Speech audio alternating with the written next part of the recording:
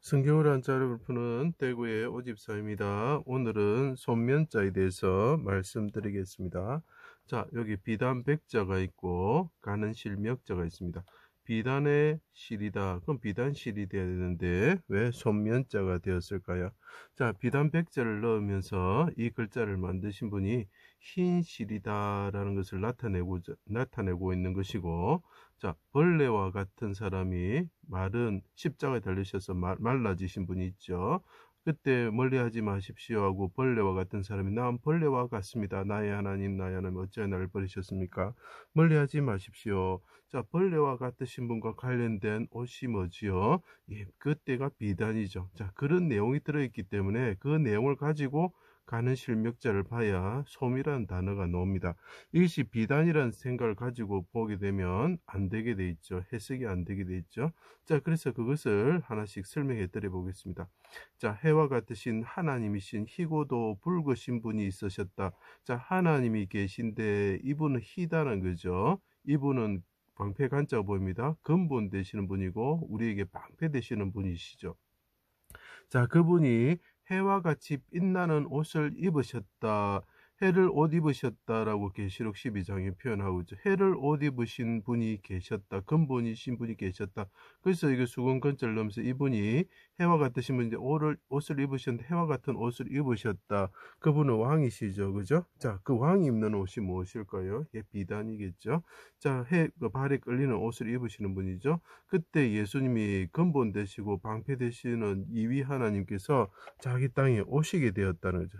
자, 그분은 해와 같은 분이신데 해를 옷 입으시는 분이 오셨다는 거예요. 비단 옷 같은 임금들이 입는 비단 옷 같은 옷을 입으신 분이 오셨다라는 거죠. 그때 개 같은 자들에게 포박되어서 빌라도 관청에서, 자, 이분이 포박이 되는 거죠. 포박이 되어서 빌라도 관청에 끌려갔는데 관청에서 홍포를 입고, 자, 이분이 십자가에 달리신 이 하나님을 이 사람들이 홍포를 입혔다라고 하는, 홍포를 입혔다 벗겨버리는 거죠. 자, 조롱을 받으시고 삼시의 골고다 언덕에서 그분이 옷이 벗겨지시고 십자가에 수족이 찔리시고 묶여서 달리셨다. 자, 그분이 묶여서 십자가에 달리시고 말라지셨을 때 아버지 멀리하지 마십시오 하고 아뢰셨다. 피를 흘리시면서 피 발린 분향단처럼 하나님께 아뢰셨다라는 거죠. 그때 해가 빛을 잃고, 그때 해가 빛을 잃었는데 어떻게 됩니까? 어둠이 60부터 90까지 계속되었다.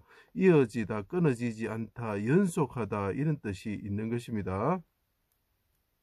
그리고 그때 장막처럼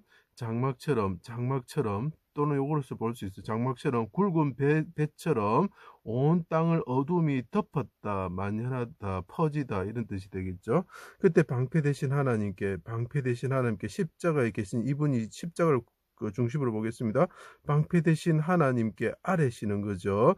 나의 하나님 어찌하여 나를 버리셨습니까? 멀리하지 마십시오. 멀다, 아득하다, 이런 뜻이 있습니다. 자, 솜하고 멀다, 아득하다, 퍼지다, 만연하다 연결이 안 되죠. 이건 하나의 스토리였다는 것을 알 수 있는 거죠. 속히 도우소서. 나는 벌레요, 사람이 아닙니다. 깊은 물 안에 들어가 있는 벌레와 같습니다. 그래서 장구벌레 연이라고 말씀드렸습니다. 사람이 에워쌉니다. 개 같은 자들이 들기 안자가 되죠. 에워싸고 수족을 찔러서 내가 십자가에 달려 있습니다. 그리고 겉옷을 나누며 내 이 겉옷을 나누며 속옷을 제비 뽑습니다. 자, 나는 벌레입니다. 벌레의 옷이 뭐지요? 예, 벌레와 같은 자의 옷이 뭐지요? 예, 그 비단이 되는 거죠. 그래서 제가 비단 백자 설명을 꼭 봐주세요. 자, 그래서 이분이 왕 같은 옷을 입으신 분인데 이 땅에 오셔서 옷이 벗겨졌다가 입혀졌다가 하다가 또 십자가에 달려 벗겨져 버리는 거죠. 그리고 그 장막처럼 굵은 배처럼 온 땅에 어둠이 임하였다는 거죠. 자, 두르다, 걸치다, 이런 뜻이죠. 그때 힘이 말라 내가 질그릇 조각같이 되었습니다. 내가 약하게 되었습니다. 박약하게 되었습니다. 이렇게 이야기를 하는 거죠. 자, 그런 모습을 나타내기 위해서 비단백자를 넣으면서 가는실 명자를 넣은 것입니다. 자, 그때 혀가 말라 입천장에 붙었습니다. 내가 목마르게 되었습니다. 말을 건자가 되는 거죠. 대적들이, 개 같은 자들이 내가 목마를 때에 말을 건자가 되고 들기 안자가 되는 거죠. 자, 갈 때에 꿰어, 자, 이어지다, 잇닿다, 연속하다, 이런 뜻이 됩니다. 울솔초에 맨, 해면에 신 포도주를 적셔줍니다.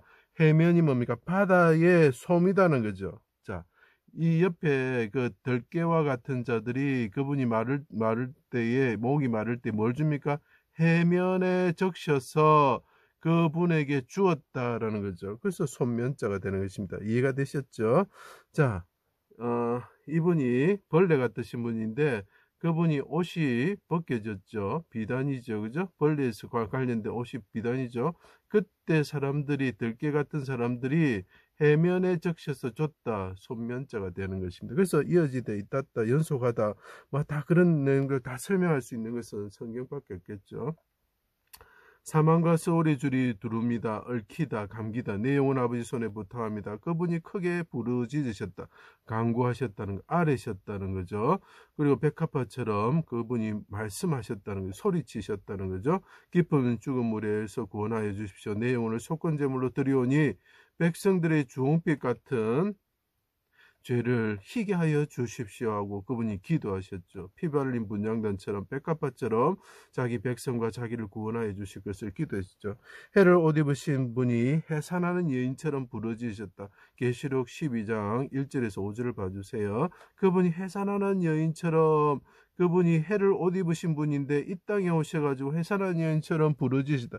비단 옷을 입으신 분인데 부르짖으셨다. 그때 사람들이 해면에 적신 것을 줬다는, 바다의 솜 같은 것을 물에 적셔가 줬다는 거죠. 자, 휘장이 둘로 찢어졌습니다. 하늘에 그 어린아이로서 그분이 오르셨습니다. 천하의 왕이 되셨고 금띠를 띠시고 발에 끌리는 옷을 입으시는 분이 되었다. 그래서 비단 금자라고 제가 말씀을 드렸습니다. 머리와 털의 희기가 흰 양털과 흰 눈 같으며 얼굴은 해와 같이 빛난다. 힘있게 비친다. 옷은 빛과 같이 희다, 이렇게 표현을 하고 있죠. 그래서 그분이 그 해와 같은 옷을 입으셨다. 왕이 되셨을 때 그 해와 같이 빛나는 옷을 입는 것은, 휘황찬란한 옷을 입는 것은 그 중국 고대사에서 보면 비단과 같겠죠. 그죠? 그 백성들에게 흰 옷을 주신다. 자, 이분이 어떻게 됩니까? 흰 옷을 주시는 분이 되셨다. 흰 옷을 줬단 말이죠. 그리고 흰 세마포 옷을 입은 군대를 이끄시고 그분이 오신다는 거죠. 자, 벌레 같으신 분이 주시는 세마포처럼 가는 옷인데 벌레 같으신 분이 주셨다는 거죠. 그럼 비단이 되겠죠. 자, 그 비단과 관련해서 또 이렇게 이야기하는데 중요한 것은 이분이 하늘에 오르셔서 모든 고난을 받으시고 하늘에 오르셔서 어떻게 하시는 분이 되시느냐. 우리가 현숙한 여인을 그 잠언서에 봐야 됩니다. 현숙한 여인을 우리가 그 사람 현숙한 여인처럼 돼야 되겠지, 이런 말도 틀린 말은 아니지만 그 현숙한 여인이 예수 그리스도를, 하나님의 그 첫째 부인이 되시는 현숙한 여인 되시는 예수 그리스도를 나타낸다고 보면은, 그분이 자녀를 낳고 기르는 현숙한 여인이 있으셨는데 그분은 비단 옷을 입었죠. 자기 집 사람은 홍색 옷을 입히고 자신은 세마포와 자색 옷을, 비단과 같은 옷을 입으시는 분이 되셨는데 하늘의 영광 받으신 분이죠. 요셉과 모르드게를 보면은 옷을 입었다고 표현을 하고 있습니다. 자, 그분이 어떻게 됩니까? 손으로 손뭉치를 손가락으로 잡으며, 자, 이분이 그 영광의 옷을 입으셨을 때 고난을 받으시고 그 가족을 위해서 온갖 고난을 받으시고 자기 남편을 위해서, 쉽게 말하면 성부 하나님을 위해서 온 노력을 다 하셨을 때 그분이 비단 옷을 입으셨는데 그분이 어떻게 한다? 그분과 관련된 실이 뭐라고요? 손으로 손뭉치를 손가락에 잡았다라고 표현을 하고 있습니다. 그래서 이것이 손면자가 되는 것입니다. 자, 여기서 비단과 관련된 실이 아니고 비단 옷을 입으신 분이 하늘에 오셔서 손에 잡으시는 것이 무엇일까? 예, 손뭉치라는 거죠. 그래서 이것이 손면자가 됩니다. 제 강의를 들어주셔서 감사합니다.